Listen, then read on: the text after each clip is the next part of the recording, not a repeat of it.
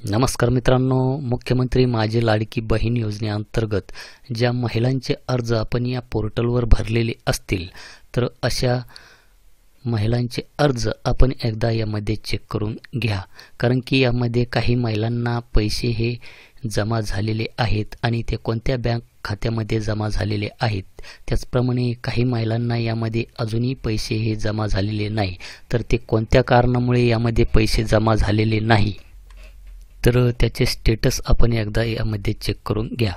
कारण की पाठीमागील व्हिडिओमध्ये आपण पाहिलं की काही महिलांना पैसे येऊनही पोर्टलवर आपण जर त्या महिलेचे स्टेटस चेक केले असता तेथे जे काही येणारी रक्कम आहे ती रक्कम तेथे दाखवली जात नव्हती।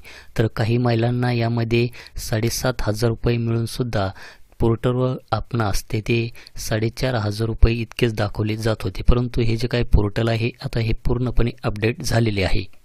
तर त्यासाठी आपणास येथे आपला मोबाईल नंबर, पासवर्ड टाकून त्यानंतर जो काही कॅप्चा आहे तो कॅप्चा टाकून आपल्याला यामध्ये लॉग इन व्हायचे आहे आणि याचे जे काही स्टेटस आहे आपण जेथे हा फॉर्म भरलेला असेल तेथेच आपण या अर्जाचे स्टेटस हे चेक करू शकणार आहात।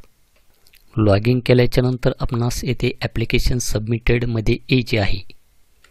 ॲप्लिकेशन सबमिटेड मध्ये आल्याच्या नंतर आपण जेवढे काही या पोर्टलवर अर्ज भरलेले असतील तर ते अर्ज आपणास येथे दाखवले जाईल। तर यामध्ये जे काही संजय गांधी निराधार योजनेचे जे काही महिला असतील तर अशा महिलांनी सुद्धा यामध्ये अर्ज केलेले आहेत। तर त्यांच्या जो काही प्रोफाईल आहे त्यांच्या नावासमोर येथे अप्रूव्डच्या पुढे येथे यस नावाचे ऑप्शन आपणास तेथे पाहायला मिळणार आहे आणि अशा महिलांचे पैसे हे शासनाकडे वसूल सुद्धा केले जाणार आहे, कारण की ह्या ज्या काही महिला आहे ह्या महिला या योजनेसाठी पात्र नाही। तर आपणास येथे ॲक्शनच्या समोर हा जो काही रुपये सारखा सिम्बॉल दिसत आहे याच्यावर आपणास क्लिक करायचे आहे।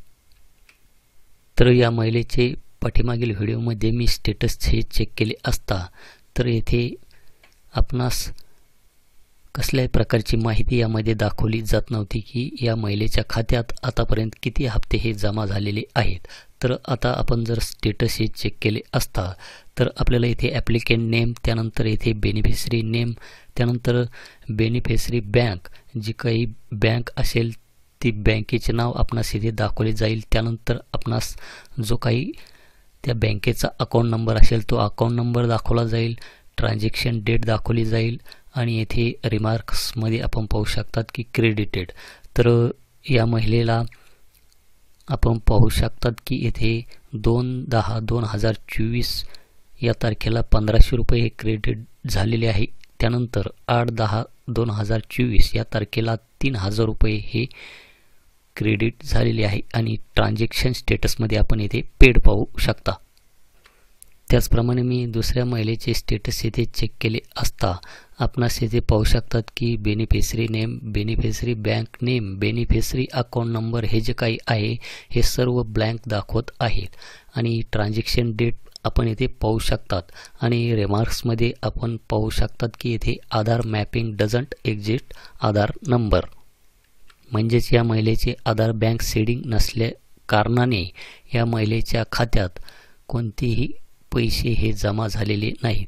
वरून शासनाकडून या महिलेच्या खात्यात पैसे हे टाकण्यात आले हे आपण येथे पाहू शकतात की येथे 4,500 रुपये दाखवत आहे, त्यानंतर येथे 7,500, तर येथे परत आपणास 7,500 रुपये, म्हणजे टोटल अमाऊंट येथे टाकण्याचा प्रयत्न केला असता ट्रान्झॅक्शन स्टेटसमध्ये आपण पाहू शकतात की ही सर्व अमाऊंट येथे कॅन्सल झालेली आहे, की कारण याचे हे आहे। तर आपणही आपल्या अर्जाचे स्टेटस यामध्ये एकदा चेक करून घ्या। तर भेटूया असेच एका नवीन व्हिडिओ, नवीन अपडेटमध्ये। धन्यवाद।